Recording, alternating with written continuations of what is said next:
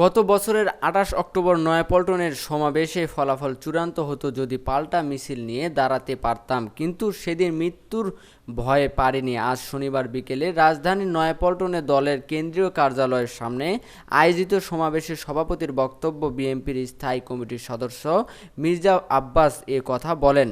খালেদা জিয়ার মুক্তির দাবিতে সমাবেশের আয়োজন করা হয়। মির্জা আব্বাস বলেন, আমরা যারা আজকে এখানে উপস্থিত আছি, মঞ্চে আছি, মঞ্চের নিচেও আছি, আমরা আজকে ১৫ বছর আন্দোলন করছি। আন্দোলনের কোনো ফল আমরা ঘরে আনতে পারিনি, কারণ আমরা যথাসময়ে মাঠে থাকি না।